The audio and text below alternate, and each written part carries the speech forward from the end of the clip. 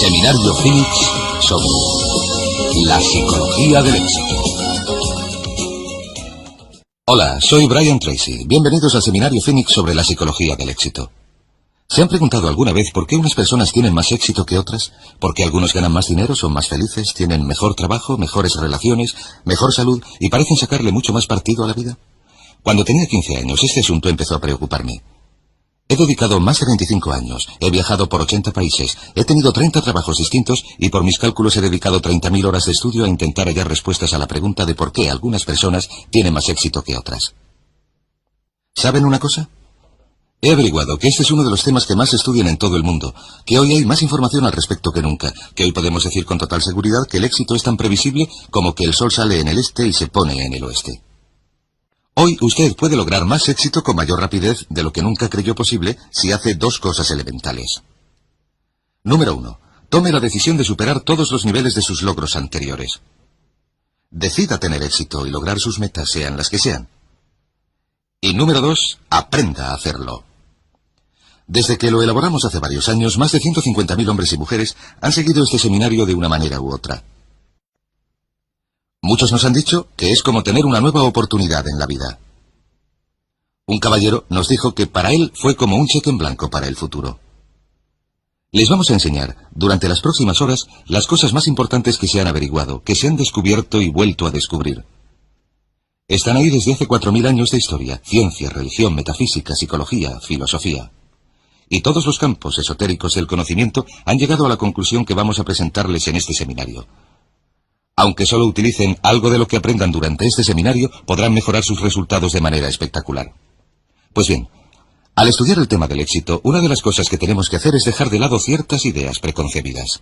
Yo creía en un principio que, si se desea tener éxito, uno ha de ser especialmente inteligente o haber recibido una educación maravillosa.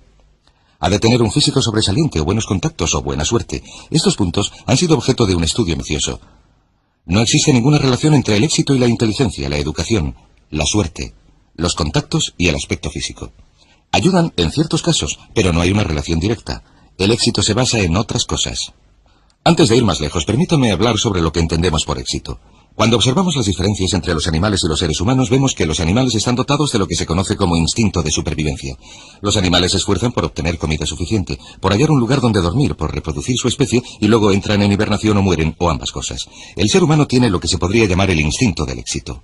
Esto significa que los seres humanos cuentan en su interior con un impulso que les lleva hasta el éxito. Que es tan natural para ustedes lograr el éxito, desearlo, como lo es respirar. Ese éxito, ese impulso que les lleva a ser y tener y hacer más para desarrollar su potencial humano, es parte absolutamente esencial de nuestro ser, y que hace que nunca estemos satisfechos mientras vivimos. Siempre queremos más. Siempre queremos ser más. Siempre queremos hacer más. La pregunta que surge es, ¿por qué hay tan pocas personas que logran éxito en la vida? Hablemos de qué es lo que constituye el instinto de éxito. He estudiado este asunto durante años, y según mis conclusiones, el éxito se puede desglosar en 7 categorías. Hay 7 ingredientes del éxito. Y si ustedes tienen estos 7, todo lo que deseen en la vida se puede incluir en alguna de las categorías. Veamos de qué estamos hablando.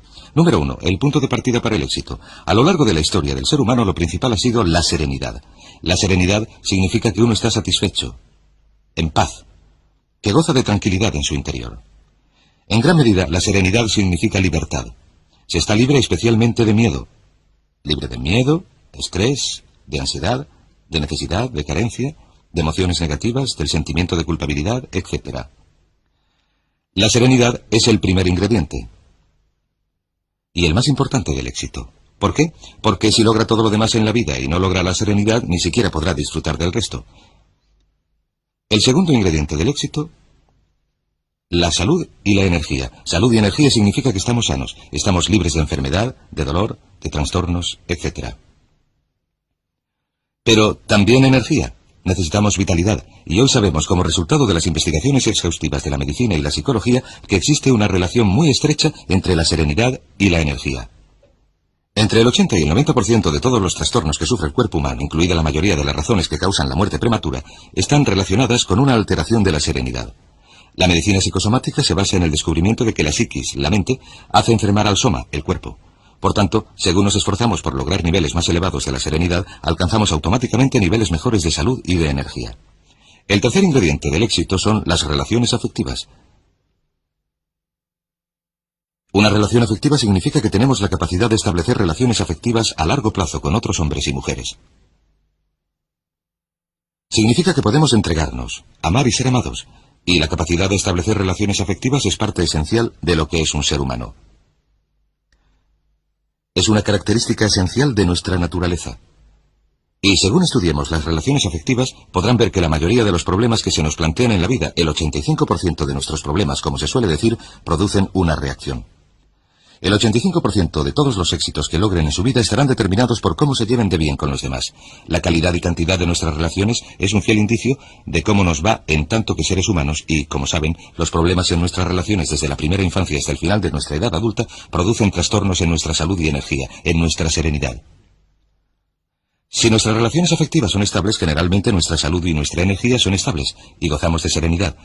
¿Cómo se miden las relaciones afectivas? Una de las reglas más simples que se puede utilizar es esta. ¿Cuánto se ríe uno? Porque se darán cuenta de que lo primero que sucede en una relación feliz y una de las primeras cosas que desaparecen cuando una relación empieza a deteriorarse es la risa. La risa, puesto que es una expresión absolutamente espontánea de la vida, es el verdadero indicio de una personalidad sana y de una relación sana, como saben por experiencia propia. Veamos el cuarto ingrediente del éxito, la libertad económica. La libertad económica significa que tienen dinero suficiente como para no tener que preocuparse por el dinero. Hay quienes suelen decir, vaya, pues el éxito depende solo del dinero y yo no estoy interesado en el dinero, pero el hecho es que el dinero es importante. Cuesta dinero comprar ropa, libros, ir al colegio, tener cuidados médicos y viajar, y tener todas las cosas buenas de la vida. Y todos nosotros, para llegar a un punto donde sepamos que tenemos la capacidad de ganar suficiente dinero como para que el dinero no nos preocupe, tenemos que llegar a poder ocupar nuestra mente con otras cosas, con cosas superiores. Nuestras relaciones, nuestra salud, la mejora de nuestras mentes, la expansión de nuestra vida emocional y espiritual. Todos necesitamos tener la capacidad de ganar más dinero, y la mayoría de la gente, por desgracia, no considera que gana el dinero suficiente. En este curso van a aprender cómo pueden ganar casi todo el dinero que quieran a lo largo de sus vidas si están dispuestos a hacer el esfuerzo necesario y a pagar el precio necesario. El quinto ingrediente del éxito es metas e ideales dignos. Metas e ideales dignos. A veces cuando hablamos de ideales queremos decir valores. Sabemos que los valores residen en el centro mismo del ser humano. Los valores de cada uno determinan prácticamente todo lo que a uno le sucede. Unas metas y unos ideales dignos nos dan un significado y un objetivo. El doctor Víctor Frankl, el fundador de Logotherapy, concluyó tras toda una vida de investigación que en tanto que seres humanos necesitamos un significado y un objetivo. Uno ha de saber que está haciendo algo importante, ha de saber cuando se levanta por las mañanas por qué se levanta. Necesita creer en lo que se hace, necesita comprometerse, participar, dedicarse, necesita entusiasmo en la vida. Por tanto es importantísimo tener metas e ideales dignos consecuentes con los propios valores. Desgraciadamente, hemos podido ver que quizás el 80% o más de las personas tienen pocos valores o ninguno. No tienen un sentido de dirección, se limitan a vagar por la vida, a hacer lo que otros quieren que hagan. Este es un problema de importancia que contribuye a la desdicha. El sexto ingrediente del éxito es conocerse a sí mismo, comprenderse. Autoconocimiento. Autocomprensión. ¿Qué significa esto? Pues significa que uno sabe y comprende quién es, por qué hace lo que hace, qué es lo que le hace funcionar. También significa que uno es honrado consigo mismo. También que uno tiene el carácter y el valor suficientes como para enfrentarse sincera y directamente consigo mismo, como dijo Shakespeare, con verrugas y todo. Uno tiene la honradez de ver sus puntos fuertes y sus puntos flacos. Si lo prefieren, uno es lo suficientemente honrado e íntegro como para estudiarse, con el fin de comprender perfectamente por qué hace lo que hace, qué es lo que le hace funcionar. Y por cierto, en este seminario le vamos a dar una gran cantidad de información sobre por qué se es como se es, y cómo puede cambiar para mejor si no está contento consigo mismo. El séptimo ingrediente del éxito es en realidad un resultado y una sensación de satisfacción personal. Es una sensación de satisfacción personal, lo que Abraham Maslow denominó la autorrealización. La autorrealización es la sensación de que uno se está convirtiendo en todo lo que es capaz de ser.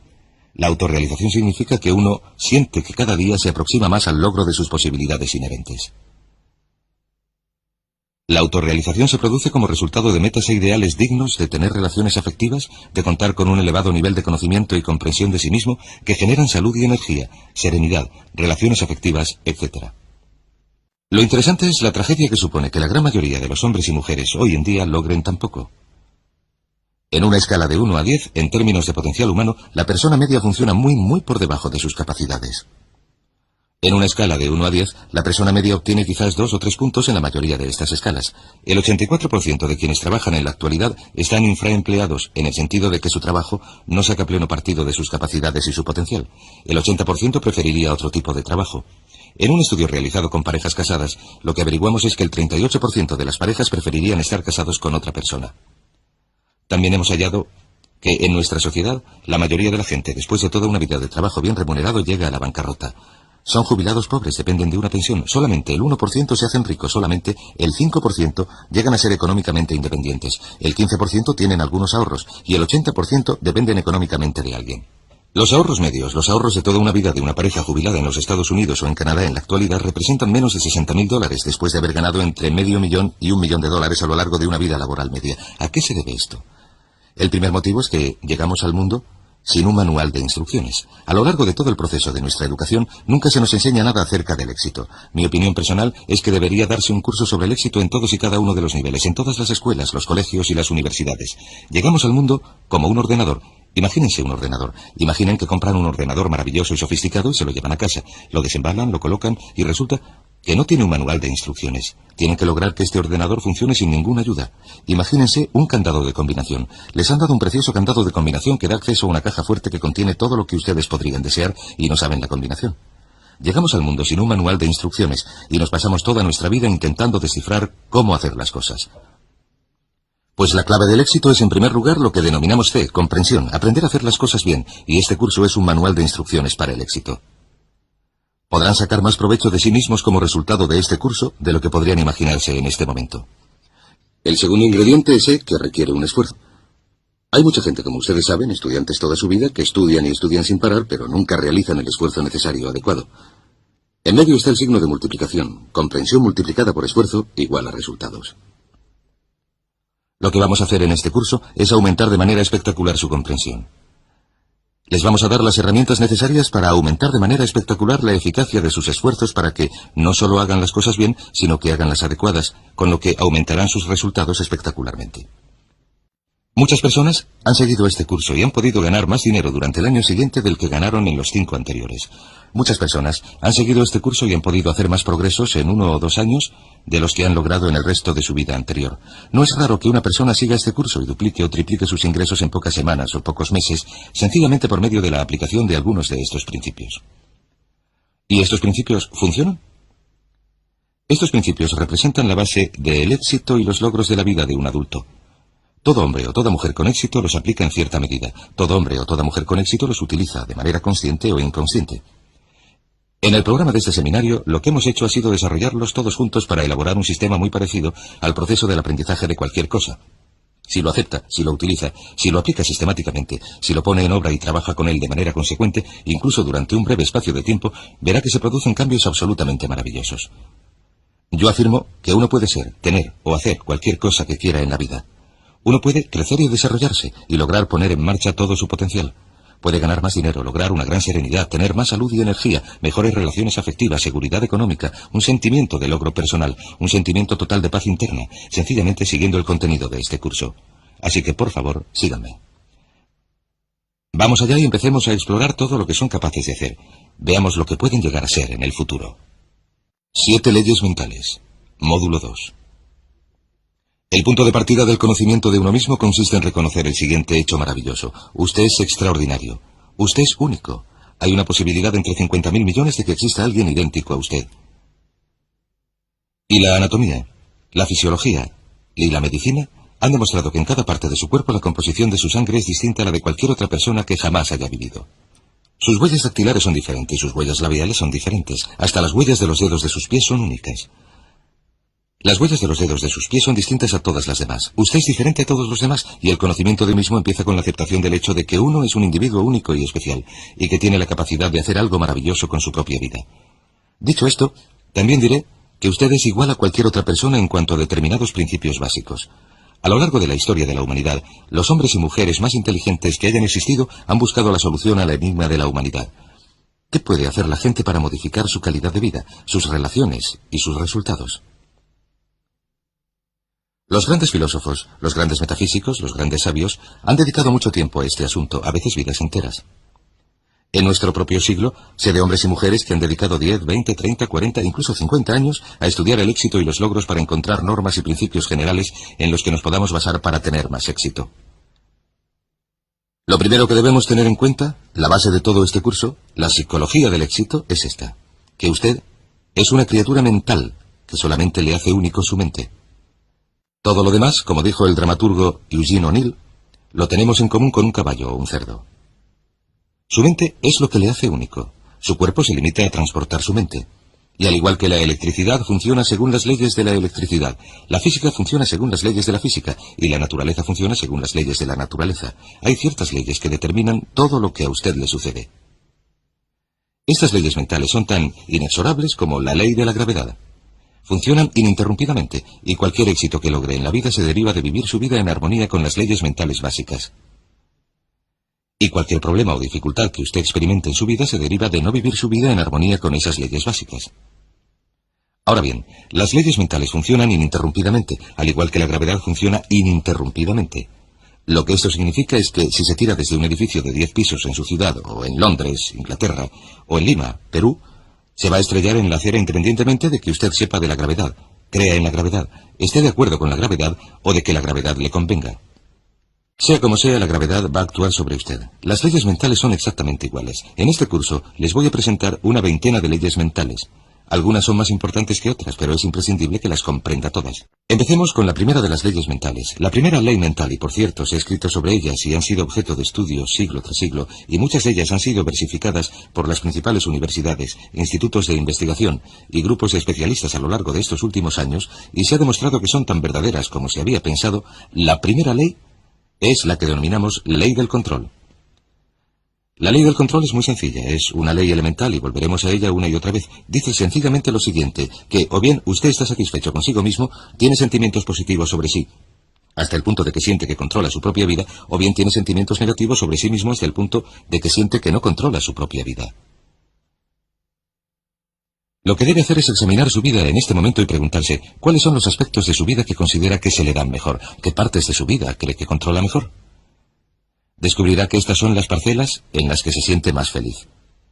Puesto que el bien máximo para el ser humano consiste en estar en un estado de felicidad que se expresa como serenidad y relaciones afectivas, el control es algo absolutamente esencial. Los psicólogos actuales dominan a esto la diferencia entre un foco de control interno, que supone la sensación de que uno domina su propia vida, en contraposición con un foco de control externo, que viene a ser una sensación de que algo ajeno a usted, sus facturas, sus relaciones, su trabajo, su salud, le controlan a usted de algún modo. De hecho, en la investigación sobre el emplazamiento del foco de control, y existen muchas pruebas que usted puede realizar para determinar cómo está usted situado en este gráfico en cuanto al foco de control y lo que hay en su vida que usted cree controlar más o menos, las personas con un foco de control interno muy marcado, los que obtienen muchos logros, tienen más éxitos, se autodeterminan en mayor medida, son más felices. Y una de las muchas cosas que intentamos hacer en este curso es dotarle de un sentimiento de control mucho mayor sobre cada aspecto de su vida. El control se inicia en primer lugar con sus pensamientos. Es interesante saber que sus pensamientos, las cosas en las que piensa y cómo piensa, determinan sus valores. Determinan lo que está sucediendo en su interior. Una vez almacenados sus pensamientos, determina sus sensaciones. Si está contento o triste, o si tiene miedo, o está seguro de sí mismo, sus sensaciones determinan sus acciones. De modo que empezamos con la ley del control diciendo que la clave del éxito consiste en sentirse uno amo de su propio destino, sentir que uno lleva el volante de su propia vida. Usted dirige su vida por medio del control total y completo de sus pensamientos. Sus pensamientos controlarán sus sensaciones.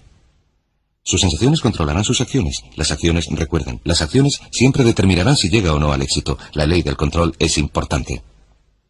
En contraposición con la ley del control tenemos lo que se denomina la ley del accidente.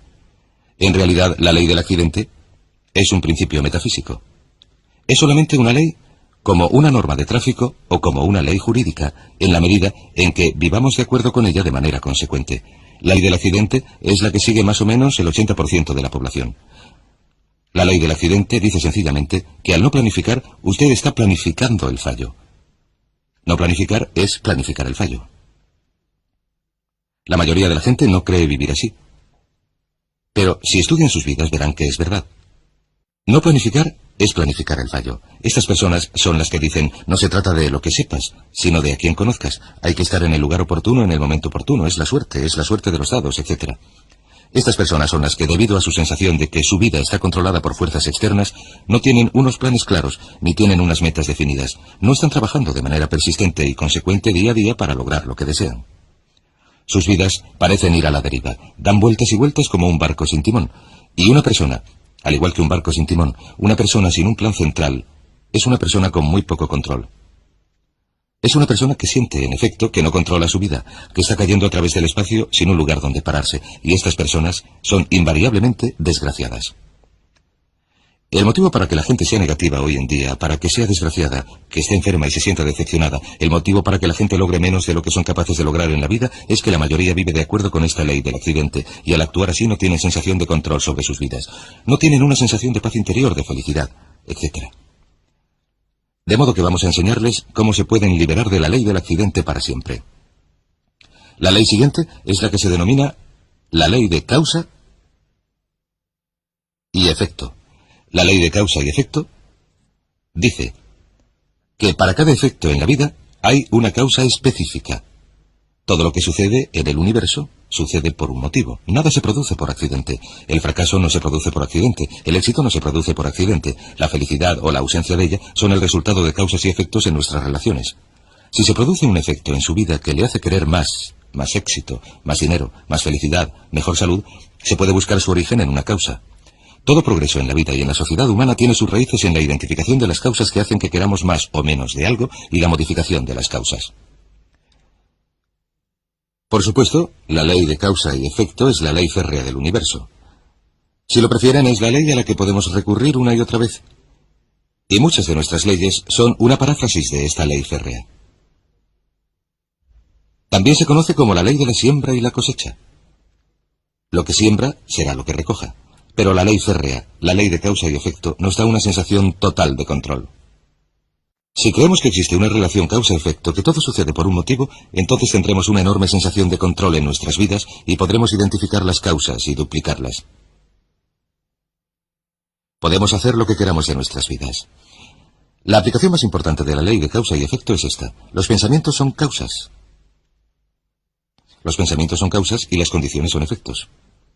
Los pensamientos son causas y las condiciones solo efectos. El punto de partida para todos son sus pensamientos sobre algo. Sus pensamientos sobre un trabajo, sobre una relación, sobre su salud, sobre su futuro. Sus pensamientos se convierten en agentes causantes y las condiciones se convierten en los efectos. Si desean cambiar alguna de las condiciones de sus vidas, han de cambiar los pensamientos que captan dichas condiciones. Han de cambiar lo que está sucediendo en sus mentes. Ahora bien, lo maravilloso es que solo hay una cosa en el universo sobre la que usted tiene un control total y son sus pensamientos. Así que si se hace con el control total y completo de sus pensamientos y hace que sus pensamientos y lo que usted desea sean positivos, se produce la condición de que los efectos vendrán por sí mismos, de manera tan inevitable como una ley de la naturaleza. La siguiente ley es la que se llama la ley de la creencia. La ley de la creencia dice sencillamente que lo que usted crea con sentimiento, y esta es la clave, con sentimiento, con toda la emoción que pueda poner en una creencia, se convierte en su realidad. Se convierte en su realidad porque siempre actuará de manera consecuente con sus creencias. De hecho, la totalidad de su realidad en este momento es su elaboración de una imagen externa de sus creencias, sentidas con intensidad. Si cree algo positivo, o si cree algo negativo, o en palabras de Henry Ford, tanto si cree que puede hacer algo como si cree que no puede hacerlo, tiene razón. Muchas creencias forman nuestras realidades. En la medida en que creemos que algo es verdad, nuestras creencias actuarán como una especie de cedazo, filtrarán cualquier información que no sea consecuente con nuestras creencias. Tenemos un deseo profundo en nuestro interior de ser consecuentes, de modo que siempre estamos intentando visualizar nuestro mundo, racionalizarlo, interpretar nuestro mundo de manera que sea consecuente con lo que hemos decidido creer. Desarrollamos puntos ciegos. No vemos las oportunidades. Estamos convencidos de que no hay oportunidades. No veremos las posibilidades de éxito mientras no creamos que el éxito es posible para nosotros. Sin embargo, si empezamos a modificar nuestras creencias, modificamos nuestra realidad. Permítame darles un ejemplo. Es la historia de un joven de un pequeño pueblo de los Estados Unidos. Es una historia verídica. Se publicó en una revista de psicología hace un par de años. Este chico sacó sobresalientes a lo largo de todos sus estudios secundarios.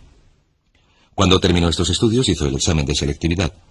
Unas semanas después recibió una carta de la universidad que decía: ha obtenido una puntuación de 98 en la prueba de selectividad. Por la presente queda admitido en la universidad. No sabía mucho sobre las pruebas de selectividad y pensó que el 98 se correspondía a un coeficiente de inteligencia.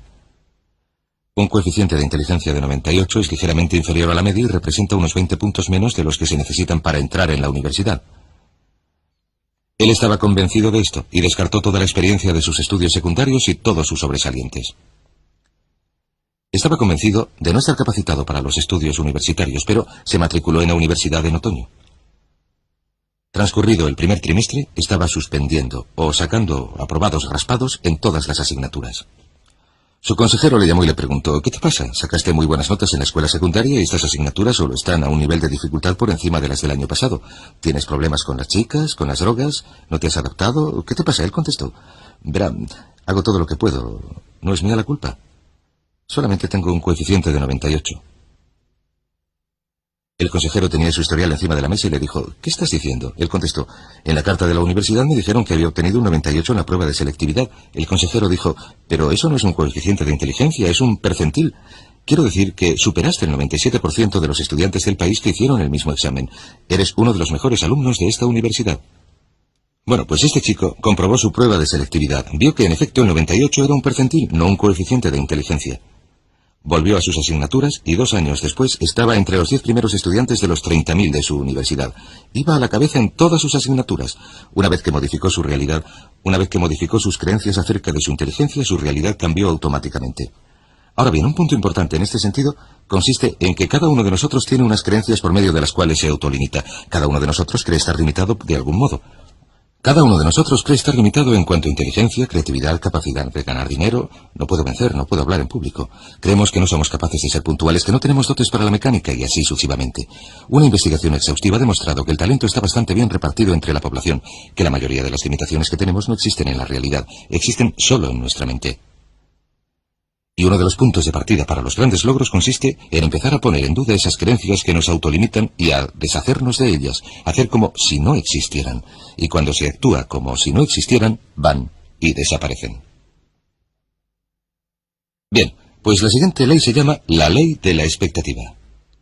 La ley de la expectativa es la ley de la que se ha hablado a lo largo de toda la historia de la humanidad, al igual que la ley de las creencias. La ley de la creencia, según William James de Harvard, crea el hecho real. Según piense y crea el hombre en su interior, así será. La ley de la expectativa dice una y otra vez: lo que esperes es lo que obtendrás, no lo que desees, sino lo que esperes. Nuestras expectativas, especialmente nuestras expectativas sobre los resultados, nuestro modo de pensar acerca de cómo van a salir las cosas, se convierten en nuestra propia profecía que llega a cumplirse. Y el doctor Robert Rosenthal, de la Universidad de Harvard, ha realizado un centenar de experimentos sobre la teoría de las expectativas, sobre lo que se conoce como la teoría de las expectativas, y ha hallado que las expectativas de uno tienen un efecto sobre otras personas, acontecimientos y circunstancias, incluso si estas expectativas proceden de una información totalmente falsa. Lo que usted espere confiadamente, en otras palabras, si usted espera confiadamente que sucedan cosas buenas, sorpresa, sucederán. Si espera confiadamente que le sucedan cosas malas, entonces le sucederán cosas negativas. Las personas de mayor éxito han desarrollado una actitud de esperanzada confianza en que le sucedan cosas buenas. Esto se llama la actitud de autoexpectativa positiva, la actitud del ganador. El ganador espera que le sucedan cosas buenas. De antemano el ganador espera ganar. Y he aquí que cualquier cosa que se espere confiadamente tiende a suceder, incluso si la información en la que se basan las expectativas es totalmente falsa. Me gustaría darles un ejemplo de expectativas. Hace algunos años, el doctor Rosenthal realizó varios experimentos distintos y llegó a la conclusión de que las expectativas que los profesores tenían acerca de los alumnos producían un efecto enorme sobre su capacidad de aprendizaje y sus notas medias. De manera que elaboró una serie de experimentos, y uno de los principales de tremenda importancia fue el siguiente. Fue a un colegio de la zona de la Bahía de San Francisco al principio del año escolar y pidió al director que llamara a 3 profesores. El director les informó que debido a su excelencia habían sido seleccionados como los 3 mejores profesores del colegio. A cada uno se le asignarían 30 alumnos, los más inteligentes del colegio, identificados en base a pruebas de coeficiente de inteligencia realizadas al final del trimestre anterior. Tendrían la oportunidad de enseñar a estos estudiantes a lo largo de un año completo, y los expertos calcularon que estos estudiantes reflejarían un aumento medio en sus resultados escolares de entre un 20 y un 30% a lo largo de dicho curso académico. Una de las condiciones que se les impuso a los profesores es que no dijeran nada ni a los alumnos ni a los padres de estos. Debían seguir enseñando del mismo modo, y las clases se controlaban cuidadosamente para asegurar que se enseñaba igual que se había enseñado antes, con la única diferencia de que los profesores sabían que iban a enseñar a 30 alumnos brillantes durante ese año. Los profesores estaban encantados, se entregaron totalmente, estaban ilusionadísimos, trabajaron mucho en aquellos alumnos, les dedicaron tiempo después de las clases, se comprometieron con la enseñanza más que nunca, y al final del año académico, las 3 clases iban a la cabeza no solo del resto del colegio, sino de la totalidad del distrito escolar en cuanto a logros académicos. Al final del año llamaron a los profesores, les dijeron, ¿ha sido un buen año? Ellos respondieron, desde luego. Esos chicos eran muy inteligentes, ponían mucho interés. A lo que contestaron, quizás deberíamos decirles la verdad. Este ha sido un experimento y, de hecho, al inicio del curso seleccionamos al azar los nombres de 90 chicos y les asignamos a sus clases. Ni siquiera sabemos cuál era su coeficiente de inteligencia. Los profesores dijeron, qué curioso, ¿a qué se deberá que sus resultados hayan sido tan buenos? Luego se miraron y dijeron, claro, es porque somos los 3 mejores profesores de este colegio. A lo que vino la respuesta. La segunda parte es que al principio del curso pusimos los nombres de todos los profesores en un sombrero, y los suyos fueron los 3 primeros en salir. Así que esto es lo que se conoce como un doble experimento ciego. Todo es lo mismo, menos las expectativas. La expectativa, en cuanto a los profesores, era explícita. Creemos que sois profesores excelentes. Las expectativas de los profesores en cuanto a los alumnos eran implícitas. Nunca se manifestaron. Sencillamente los profesores trataron a sus alumnos como si realmente fueran inteligentes y los alumnos florecieron. En una de las clases, el coeficiente de inteligencia de un alumno aumentó en 25 puntos a lo largo de aquel curso. En experimentos posteriores, el coeficiente de un alumno aumentó hasta en 27 puntos, lo que demuestra que los profesores con expectativas elevadas logran que se manifieste en los alumnos una inteligencia totalmente inesperada. Marva Collins, famosa educadora de la zona interior de Chicago, halló que si se trata a los alumnos como si fueran inteligentes y se trabaja con ellos como si fueran muy brillantes, se pueden conseguir unos logros académicos absolutamente sorprendentes. Esto nos lleva al papel crítico de las expectativas en la vida. El primer aspecto de las expectativas en su vida, el número 1 de las expectativas que afectan al individuo, son las de sus padres. Hemos averiguado que, como adultos, tendemos a lo largo de toda nuestra vida a subir o bajar hasta llegar al nivel de las expectativas de nuestros padres. Si hemos tenido unos padres fuertes, que nos apoyaban y nos querían y alentaban, y que han creído en nosotros siempre, haremos lo posible de manera subconsciente para vivir una vida consecuente con dichas expectativas. Si hemos tenido unos padres que nos criticaban y condenaban y se quejaban de nuestras notas y demás, hallaremos que a lo largo de nuestra vida tenderemos a reprimirnos. Así que tengan cuidado con este punto. ¿Cuáles eran las expectativas de sus padres? ¿Eran positivas? ¿Eran negativas? ¿Eran alentadoras o desalentadoras? ¿Y hasta qué punto le afectan hoy en día? El segundo campo de la expectativa es las expectativas de su jefe. En todos nuestros estudios, especialmente en nuestros estudios sobre la excelencia en las empresas, hemos observado que los jefes con expectativas elevadas logran unos entornos laborales de alto rendimiento. Sin embargo, si usted tiene un jefe negativo y crítico, si su jefe tiene expectativas o actitudes negativas, es muy probable que su rendimiento sea ínfimo. De hecho, si considera su vida laboral en su totalidad, estará de acuerdo en que los momentos de su vida que más le han satisfecho son aquellos en que trabajaba con un jefe que tenía expectativas positivas en cuanto a usted y sus capacidades. ¿No es así? El tercer punto de las expectativas es sus expectativas en cuanto a los demás, especialmente en cuanto a sus hijos, su cónyuge, su pareja, en cuanto a los subordinados que se miran en usted. Verá, las opiniones de cualquier persona por la que sintamos respeto nos afectan profundamente. Si usted tiene expectativas positivas en cuanto a la gente que le rodea, sobre todo en cuanto a sus hijos, se produce una tendencia a que dichas expectativas se cumplan. De modo que la norma básica en ese sentido es: espere siempre, de palabra y obra, cosas buenas de los demás, y dígales continuamente, creo en ti. Y el cuarto punto de las expectativas es las expectativas en cuanto a uno mismo. En último término, estas son las más potentes. Si tiene unas expectativas positivas muy altas en cuanto a usted mismo, le sorprenderán los efectos que producirán en su vida. Siempre, siempre, espera lo mejor. He aquí un pequeño ejercicio que aprendí de un alumno de uno de mis seminarios. Él se dio cuenta de que al iniciar todos los días con un sencillo ejercicio diciéndose a sí mismo, creo que hoy me va a suceder algo maravilloso, creo que hoy me va a suceder algo maravilloso, este pequeño ejercicio modificaba totalmente su actitud. A lo largo de todo el día, la suya era una actitud de expectativa confiada, en el sentido de que todo lo que le iba a suceder a lo largo del día sería quizás la cosa maravillosa que le iba a suceder.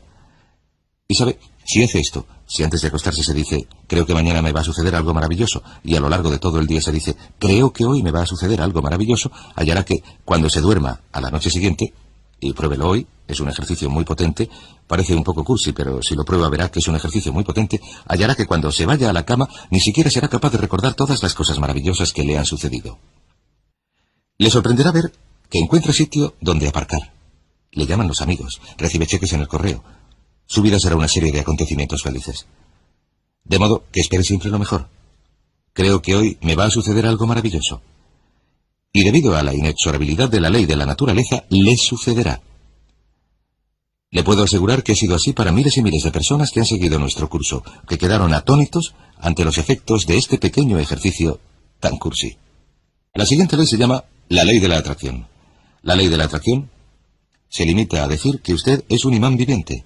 Un imán que atrae inevitablemente a su vida a gente y circunstancias que están en armonía con sus pensamientos dominantes. Sabemos que en el universo la energía está en un estado de vibración, que todo vibra, este tablero vibra, su piel vibra, todas las sustancias vibran debido a su estructura molecular. Sabemos también que existe una ley de radiación, que todo vibra hacia afuera, un proceso de entropía. Hallamos que lo que uno piensa, nuestros pensamientos también son una forma de energía, está vibrando y emanando de uno, y viaja a la velocidad de la luz. Puede afectar a las personas y a las circunstancias desde una distancia enorme. ¿No le ha sucedido alguna vez estar pensando en alguien y que suene el teléfono y quien llama es esa persona? ¿No le ha sucedido nunca llamar a alguien y que le digan, ahora mismo estaba pensando en ti? Es algo que salta a la vista. ¿No le ha sucedido nunca estar en concordancia con su marido o su mujer y pensar, me gustaría ir a cenar a tal sitio y llamar a casa y que le digan, ¿por qué no vamos a cenar a tal sitio? Todos estos son ejemplos de la ley de la atracción. Para muchos, la ley de la atracción es una de las leyes más importantes de la existencia. Siempre se atraerá hacia uno a personas y circunstancias positivas o negativas en armonía con los propios pensamientos dominantes. Lo que piense de manera continuada es lo que atraerá a su vida, lo que atraerá a su vida como un imán. Por eso es tan importante centrar los pensamientos en lo que uno quiere y mantenerlos en lo que uno desea, y alejar los pensamientos de lo que uno no desea. Y por cierto, según vaya avanzando y desarrollándose y haciéndose más ducho y agudo en estos métodos, la ley de la atracción trabajará para usted más deprisa y con mayor precisión. Así que, cuidado con usarla bien. La última ley que comentamos en esta sección se llama la ley de las correspondencias. La ley de las correspondencias dice, y Jesús habló de ella, tal como sucede en el interior, sucede en el exterior. Tal como sucede en el interior, sucede en el exterior. Esto sencillamente significa que nuestro mundo exterior es un espejo. Y este es probablemente el término más adecuado. Nuestro mundo es un espejo que le refleja, sencillamente, lo que sucede en nuestro mundo interior. Nuestro mundo exterior es el resultado de nuestro mundo interior. Lo que sucede dentro refleja lo que pasa afuera. Si quiere cambiar su mundo exterior, debe cambiar su mundo interior.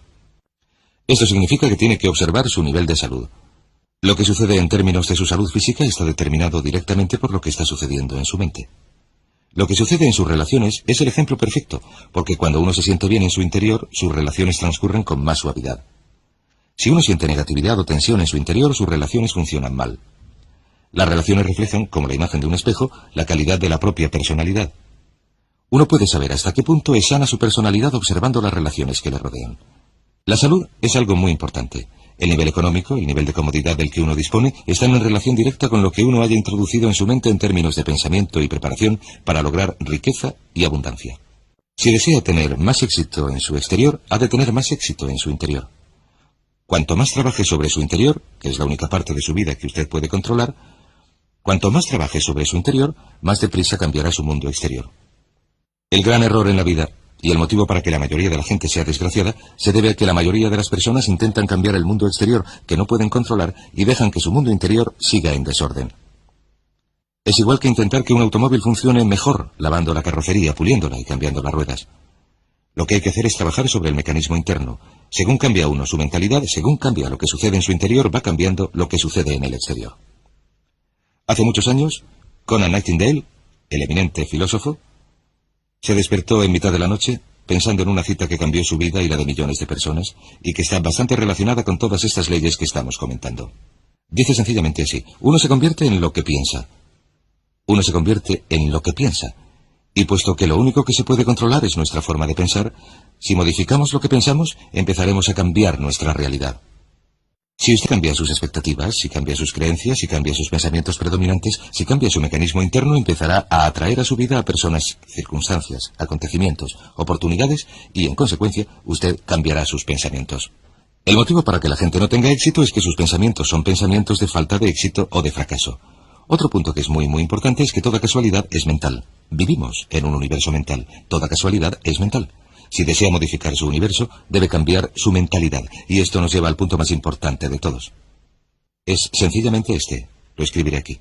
Si cambia su modo de pensar, cambia su modo de pensar y cambia su vida. Cambia su modo de pensar y cambia su vida.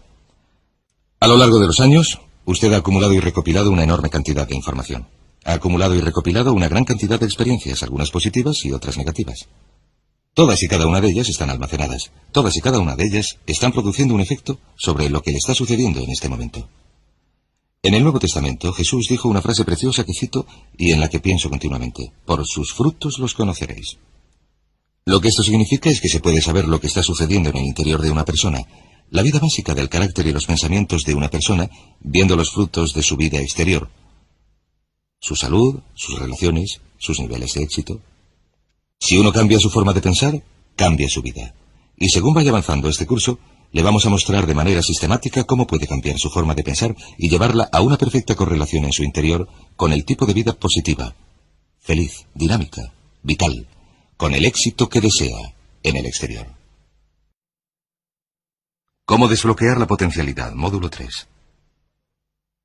Cuando hablamos de la potencialidad humana, ¿se ha preguntado alguna vez qué es lo que explica la enorme diferencia en resultados y rendimiento entre una persona y otra? Ustedes saben que una persona que gana 25 millones al año no es 10 veces más lista o mejor que otra que gana 2,5 al año. ¿Por qué la diferencia es de un factor de 10? Y si sube hasta el tope de la escala, hasta una persona que gana 250 millones, ¿es esa persona 100 veces mejor y más lista que la que gana 2,5? Imposible. En un reciente estudio sobre coeficientes de inteligencia, se seleccionaron a 1.000 hombres y mujeres entre la población y se les hicieron pruebas para determinar sus coeficientes. Se halló que la persona con mejores resultados de las 1.000 seleccionadas era solo 2,5 veces más inteligente que la persona con peores resultados de esas 1.000. Solo una diferencia de 2,5 veces, y probablemente sucede lo mismo para toda la población. Por tanto, ¿a qué se debe la diferencia? Cuando hablamos de la potencialidad humana, llegamos a una fórmula muy sencilla que desarrollé hace algunos años y quizás lo explica un poco. La fórmula se inicia con lo que llamamos AC, atributos congénitos. Las cualidades, la inteligencia, la capacidad, el temperamento, las cosas con las que uno nace y que en realidad en poco puede cambiar, más los atributos adquiridos. Ahora bien, los atributos adquiridos son muy importantes. Estos son la educación, la formación, la destreza, la experiencia, el conocimiento, la sabiduría, y así sucesivamente multiplicados por A, que es la actitud. Es igual a la potencialidad humana individual, o el rendimiento humano individual, o a los resultados humanos individuales, si lo prefieren. De estos tres, los atributos congénitos ya están establecidos en su práctica totalidad cuando nacemos. Los atributos adquiridos se pueden modificar, pero esta modificación lleva tiempo. Pero a veces cambiamos muy deprisa. Una información preciosa puede modificar nuestra eficiencia de manera espectacular, pero nuestras actitudes se pueden incrementar o reducir de manera espectacular en pocos segundos. Cada vez que mejoramos nuestra actitud, multiplicamos todas nuestras capacidades. La actitud se ha definido con mucho acierto como la palabra más importante para el ser humano. Todo lo que hacemos en la vida, según un estudio realizado en Harvard entre un grupo de especialistas en selección de ejecutivos, se basará en un 85% en la actitud. El 85% de su éxito estará determinado por su actitud. Esto quiere decir, según cómo sea de positiva su actitud mental. Las personas con actitudes mentales positivas tienden a avanzar más deprisa, a ascender en las empresas, ganar más dinero, obtener más satisfacción de la vida, etc. Ahora bien, una actitud mental positiva no significa que usted tenga que ir por las calles bailando y tirando flores. Solamente requiere que aplique una actitud o un enfoque general constructivo a su trabajo, a la vida, a sus problemas, sus relaciones, etc. Y según el informe Cox sobre negocios en los Estados Unidos, de acuerdo con la revista Success, el 85% o más de lo que usted logre estará determinado por sus actitudes. De modo que la pregunta es esta: ¿de dónde vienen las actitudes? Las actitudes vienen de las expectativas, es muy sencillo. Ya hemos hablado de ello antes. Y una forma muy potente de mejorar su actitud de manera inmediata consiste en decir: creo que hoy me va a suceder algo maravilloso. Como ya hemos dicho, nuestras expectativas en cuanto a los resultados determinan nuestra actitud. Si uno espera que las cosas salgan bien, tendrá una actitud positiva. Y lo maravilloso es que uno se puede fabricar sus propias expectativas, uno puede esperar lo que quiera. Se pueden esperar cosas buenas. También se pueden esperar cosas negativas y es muy probable que se produzcan. ¿De dónde vienen nuestras expectativas? Nuestras expectativas vienen de nuestras creencias, por así decirlo, y de nuestros valores. Esos son el núcleo, los factores de motivación centrales de nuestra personalidad o creencias, lo que nos lleva a una comprensión del potencial humano. Quiere decirse que básicamente nuestra actitud es una expresión externa de lo que está sucediendo en nuestro interior, que es consecuente con las leyes mentales de las que ya hemos hablado. Y por lo que se refiere a las creencias, cada uno de nosotros tiene una serie de creencias en nuestro interior más profundo, que son las que los psicólogos denominan los autoconceptos. El autoconcepto, o más bien su descubrimiento, es lo que muchos consideran como el acontecimiento más importante para la comprensión del rendimiento humano en el siglo XX. Personalmente estoy de acuerdo. El autoconcepto es, si se quiere utilizar una analogía militar, el centro de mando, o si desean utilizar una analogía tecnológica, el programa principal de su ordenador. Consiste en una serie de creencias, valores, actitudes, sentimientos, ideas, etc., almacenados muy adentro, que son el resultado de prácticamente todas las experiencias que uno ha tenido en su vida. Algunos investigadores dicen que el autoconcepto empieza a formarse incluso antes de nacer. Pero el autoconcepto, una vez que está establecido, precede, predice y determina los niveles de eficacia y rendimiento de todos los aspectos de la vida de uno. El autoconcepto se convierte en el centro de mando o en el programa principal. Entonces, el autoconcepto de este conjunto de creencias determina lo que uno dirá, lo que hará, cómo actuará, cómo se sentirá y reaccionará, etc. ¿Qué significa esto? Significa que todas las mejoras en la vida externa de uno, los cambios en su realidad, se inician con un cambio en su autoconcepto. Permítame explicarles lo que esto significa. He aquí un cuadro muy sencillo. Estamos hablando de potencial humano. Decimos que la persona media utiliza el 10% o menos de sus posibilidades, según ciertas investigaciones quizás mucho menos. El Stanford Brain Institute de Santa Clara, California, calcula que la cifra probable se aproxima al 2%. Seremos generosos y diremos que la persona media utiliza el 10%. Significa que, en el mejor de los casos, la persona media, usted y yo, no utilizamos el 90% de nuestras posibilidades. Uno de los mayores filósofos, Oliver Wendell Holmes, dice que la tragedia de la persona media es que cuando se va a la tumba se lleva consigo toda su música. Siguen funcionando muy por debajo de sus posibilidades, así que esta es la potencialidad humana. Hemos hallado que existe una relación directa entre la potencialidad humana y el autoconcepto, pero puesto que nuestros autoconceptos o nuestras estimaciones acerca de nosotros mismos suelen estar muy por debajo de lo que debieran, nuestro nivel de rendimiento y eficacia también es mucho más bajo. Sabemos que nuestro autoconcepto es subjetivo en gran medida. ¿Qué significa esto? Significa que el autoconcepto, lo que creemos que es la verdad sobre nosotros mismos, no se basa verdaderamente en la realidad, se basa en una información que hemos adquirido y aceptado como verdadera, y en la medida en que uno cree algo acerca de uno mismo, lo que cree se convierte en realidad para uno porque se actúa en consecuencia. Algunos de los que leen su horóscopo están prediciendo su futuro. Hay personas que aceptan las críticas y los juicios de otras personas, a las que ni siquiera respetan, y creen que estos constituyen una representación adecuada de su propia capacidad. Sea lo que uno crea, sea lo que uno acepte como la verdad, es lo que se convierte en su realidad. También sabemos que en tanto que adulto uno dispone de varios autoconceptos. Se tiene un autoconcepto en cuanto a la forma de vestirse, en cuanto a lo que uno pesa, lo que uno come, el modo de hablar en público, el tipo de padre que uno es, el tipo de marido o de mujer que uno es, el tipo de amante, el tipo de conductor. Es interesante esto de los conductores. Todos los hombres tienen un autoconcepto muy positivo como conductores. Las mujeres no lo comprenden, pero los hombres nacen con un don inherente para la conducción. Todos los hombres son magníficos conductores. Si no lo creen las señoras que me están viendo, lo único que tienen que hacer es acordarse de la última vez que intentaron corregir la manera de conducir de un hombre. Recordarán que la reacción de él no fue muy positiva. ¿Cómo reaccionamos ante alguien que desafía nuestro autoconcepto, sugiriendo que no somos la persona que creemos ser? Nos ponemos a la defensiva, nos enfadamos, nos irritamos. Resulta difícil llevarse bien con nosotros. Tenemos un autoconcepto acerca de nuestra creatividad, nuestra inteligencia, lo deprisa que leemos, lo bien o mal que se nos dan los deportes. Si uno practica varios deportes, tiene un autoconcepto para cada uno de ellos. Tenemos un autoconcepto para nuestro modo de cocinar, de educar a nuestros hijos, de limpiar la casa, de los coches que conducimos, etc. Y también tenemos un autoconcepto en cuanto al dinero que ganamos. Es interesante saber que nunca se gana más del 10% más o menos del propio autoconcepto con respecto a los ingresos. Nuestro autoconcepto determina nuestro nivel de ingresos. Este nivel de autoconcepto se denomina la zona cómoda. E incluso, si usted desea más dinero, hallará que la tendencia humana natural en cualquier acción consiste en luchar para situarse en una zona cómoda y permanecer allí, que si usted gana el 10% más por encima del nivel de ingresos de su autoconcepto, experimentará un ansia irresistible por deshacerse del dinero. Lo regalará, lo gastará, lo malgastará, lo dedicará a extravagancias, incluso lo perderá si logra una cantidad suficiente. Cuando a alguien le toca la lotería, en 2 o 3 años después se ha quedado sin un duro. Sencillamente ha quemado el dinero porque la cantidad está muy por encima de su autoconcepto. Si se cae a un 10% o más por debajo del nivel del autoconcepto, se empieza a luchar. Se trabaja más horas, se piensa con más creatividad, se sopesan varios modos de aumentar los ingresos o segundas fuentes de ingresos. La única manera de mejorar cualquier parte de la vida de uno, incluidos sus ingresos, consiste en elevar el nivel de autoconcepto en cuanto a los ingresos, empezando a pensar en uno mismo continuamente como alguien que gana más dinero. Si se desea adelgazar, la única manera de perder peso es pensar como una persona delgada.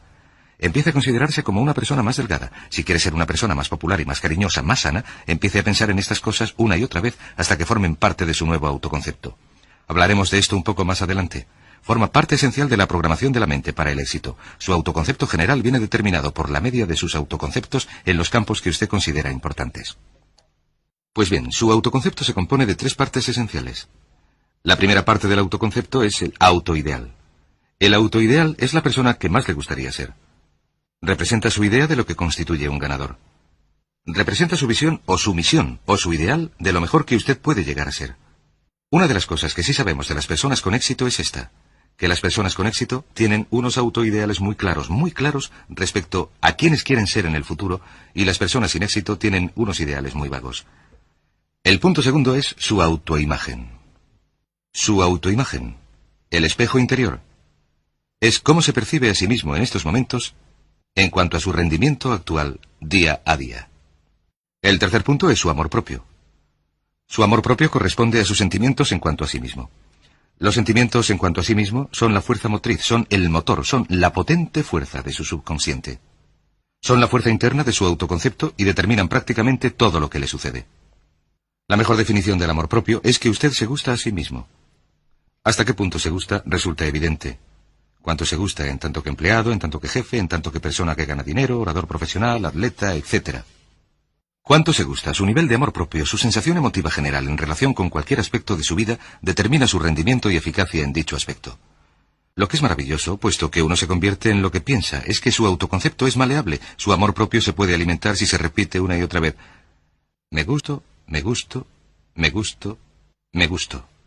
Cuanto más repita me gusto, cuanto más lo repita una y otra vez, más crecerá su amor propio. Y cuanto más crezca su amor propio, más se elevará su autoconcepto general.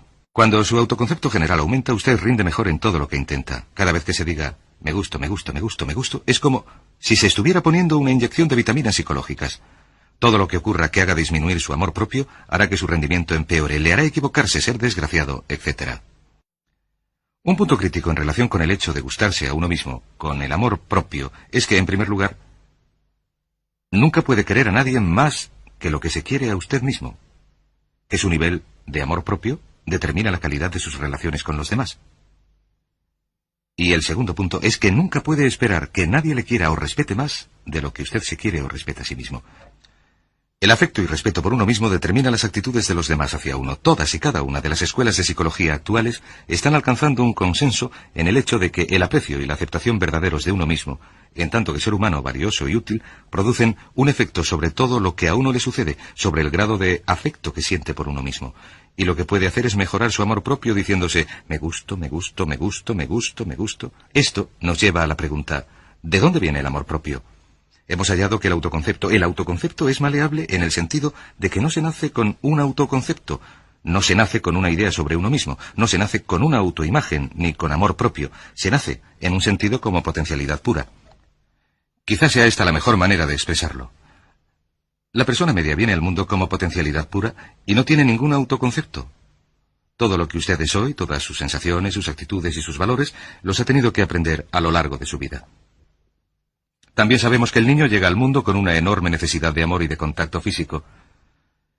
Y, como nos lo indica una vasta cantidad de investigación, que necesitamos mucho amor y contacto físico a lo largo de nuestra vida, pero especialmente durante nuestros años de formación, porque cuando somos niños aprendemos quiénes somos, cuál es nuestra valía, si somos importantes, inteligentes, dignos de amor, graciosos.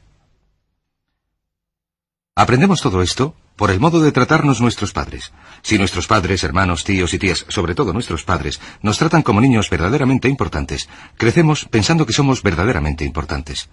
Pero si nuestros padres no actúan así, entonces sucede otra cosa. Sabemos que los primeros años de vida son los cruciales para el desarrollo del autoconcepto, que un niño parte desde cero. El niño nace sin ninguna idea acerca de quién es, de su valía. Durante el primer, el segundo, el tercer, el cuarto año de vida, algunos psicólogos creían que este era el caso durante los primeros 5 años, pero ahora dicen que es así durante los 3 primeros. Durante los 3 primeros años de vida el niño aprende quién es. Se dice que si se le da a un niño suficiente cantidad de cariño de alta calidad durante los primeros 3 a 5 años, se le lanza de por vida. Se le monta sobre unos cimientos sólidos de amor propio, confianza en sí mismo, en su valía, en su propio valor. De hecho, existe una relación directa entre la calidad y la cantidad de amor y el desarrollo de una personalidad sana. Cuanto más amor incondicional reciba un niño en esos años de formación, más fuertes serán los cimientos de su personalidad. Por otra parte, prácticamente todos los problemas de psicosis, neurosis, trastornos de la personalidad y problemas de comportamiento tienen su origen en los problemas de fondo del autoconcepto. Ahora bien, podemos volver atrás como adultos. He aquí nuestra personalidad adulta. Volvamos atrás como adultos y podremos corregir los efectos de nuestros cimientos, las fisuras, si lo prefieren, repitiéndonos una y otra vez, me gusto, me gusto, me gusto, e inyectando ese cemento reparador en lo más profundo de nuestra personalidad. Recuerden que los niños necesitan amor como las rosas necesitan la lluvia. Los niños faltos de amor a menudo mueren por este motivo. Es una enfermedad que se llama marasmo.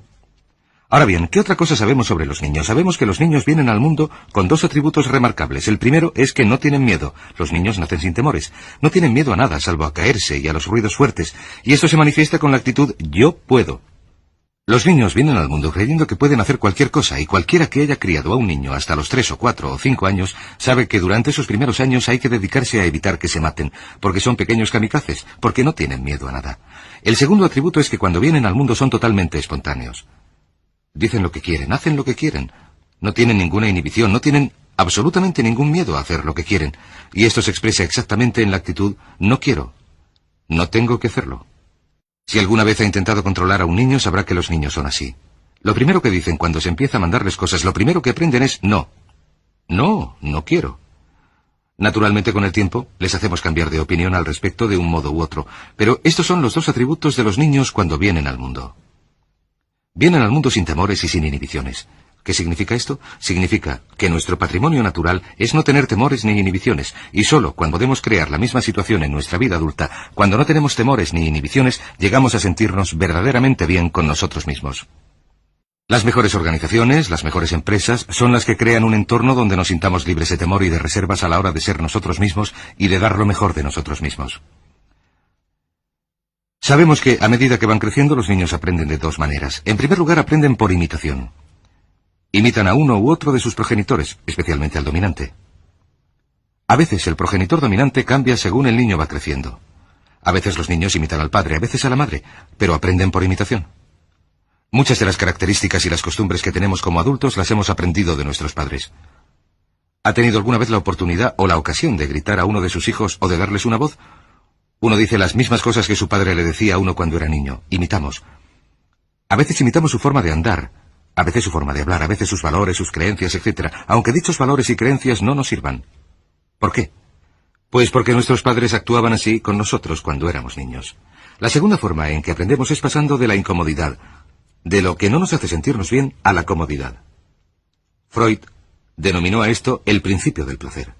Se debe a que nos dirigimos hacia lo que nos hace sentirnos a gusto, lo que nos da placer, lo que nos hace sentirnos bien en cuanto a nosotros mismos. Pasamos de la incomodidad a la comodidad. Así es como nos deshacemos de niños de los pañales. Nos decimos que ya no es divertido ir por ahí con los pañales sucios. Vemos lo que hacen nuestros padres, nuestros hermanos mayores y nos decimos, pues esta gente no hace lo que yo, y así aprendemos a andar y así lo aprendemos todo. De modo que pasamos de la incomodidad a la comodidad a lo largo de nuestras vidas. Por cierto, así es como aprendemos. Imitamos, leyendo lo que los demás han hecho, estudiando en los libros, en el trabajo. Imitamos cuando vamos al colegio y hacemos lo que nos produce resultados positivos, lo que nos da refuerzos positivos, y hacemos menos lo que nos cause incomodidad o dolor. Muy pronto en la vida, por error o como resultado de un error de los padres en la educación, los niños aprenden modelos de hábitos negativos. Los modelos de hábitos negativos tienen su origen sobre todo en las críticas negativas. Las críticas negativas comienzan muy pronto en la vida, a veces durante los primeros meses. Y la crítica negativa la utilizan los padres para dirigir y controlar a los niños. Desgraciadamente, tiene un efecto muy peligroso y destructivo sobre uno, ya que la crítica negativa tiende a socavar la integridad de la personalidad del niño. Yo mismo, y también la mayoría de ustedes, hemos sido socavados y dañados por las críticas negativas más que por todas las guerras de la historia. De resultas de las críticas negativas empezamos a desarrollar modelos de hábitos negativos. Los modelos de hábitos negativos son reacciones condicionadas ante ciertos estímulos. Los modelos de hábitos negativos se desarrollan pronto en la vida, como resultado del miedo y el dolor repetidos, una y otra vez. Se desarrollan como resultado de las críticas negativas, el castigo físico, etc. Pronto empezamos a desarrollar dos manifestaciones que nos persiguen a lo largo de nuestras vidas e inhiben nuestra potencialidad. La primera es la que se conoce como el modelo de hábitos negativos por inhibición. Este modelo se aprende cuando al niño le dicen una y otra vez, no, vete de aquí. Deja eso. Y le castigan. Cuando el niño intenta hacer algo nuevo, o se mete en algún sitio, o huele algo, o vierte algo, o rompe algo accidentalmente, los padres explotan y se enfadan y se enojan. Verán, una curiosidad insaciable impulsa al niño a explorar su mundo, y lo que sucede es que cuando explora y se mete en algún sitio o tira algo, si los padres reaccionan dándole azotes, el niño pronto empieza a pensar, cada vez que intento algo nuevo, algo diferente, cada vez que cruzo mis fronteras, cada vez que salgo de mi zona cómoda, cada vez que me arriesgo, me dan de azotes, me castigan, me hacen daño, me mandan a mi habitación y me siento fatal. Y pronto el niño desarrolla la sensación de que no puedo. Cada vez que intento algo nuevo me castigan. No puedo. Es como el experimento de Pavlov. Pavlov tocaba la campana y daba comida a un perro, y el perro salivaba. Y Pavlov tocaba la campana mientras daba de comer al perro. El perro salivaba y continuaba salivando, hasta que pronto Pavlov no tenía más que tocar la campana y el perro salivaba. Lo que sucede en la vida adulta es que esto produce lo que conocemos como miedo al fracaso. El miedo al fracaso es una reacción condicionada ante un proceso de críticas negativas que se produce durante los 5 o 6 primeros años de vida. El miedo al fracaso nos impulsa de manera automática. Sentimos ansiedad, tensión, inquietud, sentimos tensión en el plexo solar. Nos dan ganas de retirarnos y alejarnos del acontecimiento, y el miedo al fracaso es la principal razón para el fracaso en la vida adulta. Es la razón principal para que nos reprimamos a la hora de realizar nuestra potencialidad. De hecho, todos los modelos de hábitos negativos se experimentan en el cuerpo físico. Se puede distinguir un modelo de hábito negativo porque, de hecho, se siente en el cuerpo físico. El modelo de hábito negativo por represión, el miedo al fracaso, el no puedo, se manifiesta en primer lugar en el plexo solar. ¿Le ha sucedido a usted alguna vez tener que hablar en público, o tener que participar en una evaluación, o tener que hablar sin estar preparado? Primero siente tensión en el plexo solar. Si continúa el miedo, la situación empieza a respirar con dificultad. Y su corazón empieza a latir más deprisa, empieza a respirar más deprisa, y se le produce un dolor de cabeza parecido a una jaqueca en la parte anterior de la cabeza. A veces se le hace un nudo en la garganta y es incapaz de hablar, y se le seca la boca, y como siente tanta tensión y temor, se le produce una urgente necesidad de ir al lavabo. Todas estas son manifestaciones. No existe un peligro físico, pero existe un peligro psicológico, una reacción condicionada. Cuando sentimos esto, tendemos a retirarnos de la situación que lo produce. Este es el motivo para que no logremos demasiado si nos reprimimos. El segundo modelo de hábito negativo es el compulsivo. El modelo de hábito negativo compulsivo se aprende cuando de niños nos dicen una y otra vez, hazlo o verás. Si no lo haces, te la cargas. Se convierte a los niños en recipientes de amor condicionado. No es la intención de los padres, pero lo que hacen es sugerirle al niño que no te quiero, así que no estarás seguro hasta que hagas lo que deseo. El niño crece sintiendo que tiene que hacer lo que quiere mamá. Tengo que complacer a mamá, tengo que complacer a papá. Tengo que complacer a los demás, tengo que complacer a mis hermanos. Con el tiempo tengo que complacer a mis compañeros. Tengo que complacer a mis profesores. Tengo que complacer a todo el mundo. Y crecen con esta cantinela. Tengo que. No puedo hacer lo que quiero, tengo que hacer lo que complace a los demás. Este modelo de hábitos negativos compulsivos, adquirido pronto en la vida, se convierte en un miedo al rechazo. El miedo al rechazo se experimenta en los adultos como el comportamiento del tipo A. Hablaremos del comportamiento del tipo A más adelante en este curso. El comportamiento de tipo A es una necesidad compulsiva o una necesidad compulsiva excesiva de complacer de algún modo sin disponer de unas normas de actuación, de modo que nunca se pueda llegar a lograrlo. El miedo al rechazo nos impulsa, nos hace muy sensibles a las necesidades de los demás. Hacemos lo que quieren los demás, no hacemos lo que nosotros queremos. Siempre estamos intentando complacer a los demás. Nos preocupan las opiniones y los sentimientos y las actitudes de los demás hasta el punto de que nos negamos nuestras propias necesidades. El miedo al rechazo se siente en la parte posterior del cuerpo. Si se divide el cuerpo por la mitad, se siente cómo baja por la parte posterior del cuerpo. El primer punto donde se empieza a sentir el miedo al rechazo suele ser en los hombros y el cuello. Se empieza a sentir como rigidez y tensión. A veces, cuando se tienen muchas cosas que hacer, se siente una enorme tensión en la parte baja de la espalda. Los músculos empiezan a contraerse. A veces se manifiesta como flebitis y varices, y con frecuencia puede producir fuertes dolores en la parte posterior de la cabeza. Las arterias carótidas que transportan sangre a la cabeza, los músculos a su alrededor se contraen y disminuye el flujo de sangre a la cabeza, con lo que se produce un fuerte dolor pulsante en la parte trasera de la misma. Estos dos miedos, los modelos de hábitos negativos, de compulsión y de inhibición, son el resultado de la crítica negativa, la gran destructora de la personalidad que nos atormenta a lo largo de nuestras vidas. Lo maravilloso en este sentido es que, puesto que son modelos de hábitos aprendidos, los podemos desaprender. Podemos superar el miedo al fracaso que nos reprime. Podemos superar el miedo al rechazo que nos hace hacer lo que complace a los demás y no lo que nos complace a nosotros si trabajamos sobre nuestro amor propio. Porque existe una relación inversa entre el amor propio y el modelo básico de hábitos negativos. Porque cuanto más se guste uno, menos temerá el fracaso. Cuanto más se guste uno, menos temerá el rechazo. Cuanto más se guste uno, menos temerá. Y si sigue repitiendo, me gusto, una y otra vez, si continúa diciéndolo, con el tiempo su amor propio crecerá más y más y sus temores disminuirán. Cuando aumenta el amor propio, los temores siguen la dirección opuesta. ¿Cómo se hace frente a la crítica negativa si se tiene que criticar a los demás? Pues es muy sencillo. Muchos padres nos lo han preguntado. ¿Cómo se controla a los niños? Una de las claves del control sobre los niños es dirigirles de modo que hagan cosas constructivas, no cosas destructivas. Otra cosa que se ha de tener en mente es que de lo que se trata es de emitir una crítica informativa, positiva, lo que significa que deben decir a los niños lo que pueden hacer o a los adultos lo que pueden hacer para mejorar. Recuerden, la intención de las reacciones de cualquier tipo ha de ser mejorar el rendimiento. Si usted es un padre o un jefe o si participa en una relación, cuando alguien hace algo equivocado o inadecuado, el objeto de cualquier reacción que se le dé es que lo hagan mejor la próxima vez. Sin embargo, existe una relación directa entre amor propio y crítica negativa. Cada vez que se critica a alguien, su amor propio disminuye. Cada vez que el amor propio disminuye, también disminuye la capacidad de rendimiento. Si se critica negativamente a alguien durante un tiempo y con una intensidad suficiente, llega a un punto en el que no intentará hacer absolutamente nada. Se convierte en lo que se denomina personas hipersensibles. Un adulto hipersensible no puede aceptar las críticas de nadie. Un adulto hipersensible es una persona que siente una enorme tensión y ansiedad incluso si solo se le llega a sugerir que no está haciendo lo adecuado. Si tienen que tratar con un adulto hipersensible, la clave consiste en sentarse a hablar con él y recordar 4 cosas. Primero, empiece siempre con un elogio. Segundo, proteja a toda costa el amor propio de la persona. Tercero, que los comentarios sean sobre las actuaciones, no sobre la persona. Hable del comportamiento, no de la persona. Y el cuarto punto consiste en enfocar el futuro, no el pasado. Hable de lo que se hará de otra manera en el futuro, no de lo que sucedió en el pasado. ¿Por qué? Una razón sencilla es que no se puede controlar el pasado.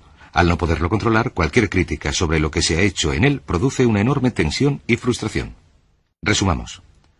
La clave para el éxito en la vida consiste en una actitud mental positiva. Una actitud mental positiva se basa en las expectativas de éxito, en un conjunto de expectativas positivas. Un conjunto de expectativas positivas se basa en las creencias y el autoconcepto. El núcleo del autoconcepto, lo que determina la eficacia en la vida, es el amor propio, y el amor propio se mide por el afecto que uno siente por sí mismo. Las dos cosas que nos reprimen más son el miedo al fracaso y el miedo al rechazo. De modo que uno de los secretos principales del éxito es este. Conviértase en un organismo en generación perpetua de amor propio. Dedíquese continuamente a hacer cosas para usted mismo, a usted mismo, en su vida, que puedan hacer que se quiera, que se ame, que se acepte, que se respete, que le hagan encontrarse estupendo. Si es un jefe o un padre, recuerde que la clave para un rendimiento óptimo en su hogar y en su trabajo consiste en que la gente se considere estupenda. Cuanto mejor se encuentre uno, cuanto más se quiera, más fácil será hacer que la gente que le rodea se quiera, se ame, se acepte y se respete, y así se creará un entorno de rendimiento óptimo. Este es el punto de partida para los grandes éxitos y logros en la vida. Así que repítase una y otra vez: me gusto, me gusto, me gusto, me gusto, me gusto. Su central de energía subconsciente, módulo 4. Para poder desbloquear su potencialidad plena es absolutamente esencial que comprenda la relación entre la mente consciente y la subconsciente. Se han escrito miles de libros sobre este tema. Las complejidades son enormes. A lo largo de toda la historia de la humanidad se ha hablado del consciente y del subconsciente, especialmente del subconsciente. El subconsciente a menudo se conoce como la central de energía de nuestro ser. Hablaremos más de cómo uno afecta a su subconsciente según vayamos avanzando en este programa. Empecemos por hablar de la relación entre las dos mentes y de lo que puede hacer para controlarla y para cambiar la programación interna de la mente subconsciente. La mente consciente y la subconsciente están maravillosamente diseñadas. El diseño maestro, si me entienden, en el sentido de que tienen funciones muy distintas y trabajan perfectamente en tándem la una con la otra. Quizás un buen modo de ilustrarlo es diciendo que esta es la mente consciente y esta es la subconsciente. En realidad, la mente consciente realiza alrededor del 10% del pensamiento responsable de alrededor del 10% del conocimiento consciente, y la mente subconsciente hace al menos el 90% o más. Cuando hablamos de la potencialidad humana y de desbloquear la potencialidad humana, queremos decir desbloquear la enorme capacidad del poder del subconsciente. ¿Qué hace la mente consciente? La mente consciente tiene ciertas funciones específicas. En primer lugar, la mente consciente es objetiva. La mente consciente puede observar el mundo con claridad, si quieren, y considerarlo de manera analítica, objetiva, quiero decir sin emociones. Y también discrimina. Estas son 3 de sus cualidades. En otras palabras, puede distinguir la diferencia entre verdad y mentira. Es como si dijéramos la parte matemática, impasible del cerebro. La mente consciente tiene 4 funciones. La primera es: la mente consciente identifica los datos de entrada. Los datos de entrada pueden venir de varias fuentes. Pueden ser nuestros pensamientos o las cosas que nos suceden en el mundo externo. Así que pongamos que está cruzando una calle, hablamos de su mente. Está cruzando una calle y oye el ruido de un automóvil. Sus ojos se vuelven inmediatamente hacia la derecha para ver qué es el sonido e identificar lo que lo produce. Cuando uno ve el automóvil, automáticamente asocia el ruido con el coche. Lo segundo que hace la mente consciente es comparar ese automóvil en movimiento con todos los demás automóviles en movimiento de su experiencia. Si usted vive en una gran ciudad como Nueva York, ve un coche y compara ese automóvil en movimiento con otros coches, ha visto 100.000, quizás 1.000.000 de automóviles en movimiento y sus reflejos son muy rápidos. Si vive en un país donde no hay muchos automóviles, lo más probable es que cuando vea un vehículo en movimiento, sus reflejos sean muy, muy lentos. La comparación, si quieren, se hace por medio de un rápido conocimiento por el subconsciente y una verificación de todas las experiencias previas que uno haya tenido de los coches en movimiento. Según se hace esto, según se hace la comparación, se obtiene una respuesta instantánea. De hecho, se dice que el subconsciente funciona aproximadamente a 30.000 veces la velocidad de la mente consciente. Uno puede echar un simple vistazo, oír un ruido, o pensar un pensamiento en la mente consciente y activar al momento una reacción que podría necesitar una enorme cantidad de horas de evaluación si se hiciera de manera consciente. El tercer punto, la tercera función de la mente consciente, es que analiza. Una vez que recibe una respuesta a su comparación, analiza la situación. Usted está cruzando la calle, oye el ruido del motor del automóvil, vuelve los ojos a la derecha, ve el coche que viene hacia usted. Su comparación le dice que va a 90 por hora y que estará donde usted está en un segundo, a no ser que usted se mueva. De modo que analiza la situación y se dice, ¿qué debo hacer? ¿Debo moverme o no? La respuesta es sí. Lo que uno hace es moverse, y esto nos lleva a la cuarta función de la mente consciente, que es decidir. La mente consciente decide qué hacer después del análisis. Dice que sí o que no. La mente consciente funciona como un ordenador binario. Siempre está diciendo sí o no a la información de entrada. La mente consciente solamente tiene espacio para un pensamiento a la vez. Esto es verdaderamente sorprendente, como van a ver. Es, sin lugar a dudas, una estructura brillante, de modo que está cruzando la calle, oye el ruido, mira a la derecha, ve el coche en movimiento. La comparación le dice que viene hacia usted, y el análisis del coche en movimiento dice que se tiene que apartar. Se dice, ¿me parto sí o no? La respuesta es sí. ¿Retrocedo sí o no? Tan pronto como dice sí, retrocedo. Y usted traslada esta palabra sí a su mente subconsciente. La mente subconsciente pone en movimiento al instante todos los nervios, todos los tendones, todos los tejidos para quitarle de en medio. No tiene que pararse a pensar, ¿adelanto mi pie derecho antes o el izquierdo? Lo único que hace es enviar la señal a la mente consciente, reforzada por una carga, si quiere, o una detonación de emociones. Cuanto más fuerte sea la emoción, más rápido responde el subconsciente a su orden. El subconsciente está activado por la emoción de temor, de deseo, el instinto de supervivencia, el instinto del cariño. Siempre es una emoción la que activa el subconsciente. Bueno, ¿cuáles son algunas de las características de la mente subconsciente? La mente subconsciente es como un enorme banco de datos. La función del subconsciente es almacenar y recuperar datos. En otras palabras, la mente subconsciente es la mente subjetiva sencillamente porque es la mente que obedece. Al igual que la mente consciente ordena, la subconsciente obedece. La mente subconsciente no tiene pensamientos propios. Por cierto, la mente consciente no tiene memoria. La mente subconsciente es la sede de toda la memoria. La mente consciente, como recordarán, solamente puede estar ocupada por un pensamiento en cada momento, mientras que la mente subconsciente puede almacenar millones de hechos. La relación entre el consciente y el subconsciente es que el consciente es como un jardinero y el subconsciente como un jardín. Las semillas que se planten en la mente subconsciente son los que la mente subconsciente hará crecer. En la mente subconsciente tenemos una serie completa de programas distintos. El autoconcepto, que contiene toda la información, todos los temas que son importantes para nosotros, y todas nuestras experiencias y reacciones previas a dichas situaciones.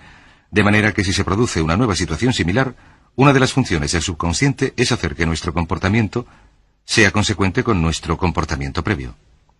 De modo que, si siempre hemos sentido miedo en una situación y presenciamos la situación, sentiremos miedo inmediatamente sin pensarlo. En una situación desconocida, la tendencia natural es ni tener ni dejar de tener miedo porque no se dispone de suficiente información hasta haber elaborado un banco de experiencias.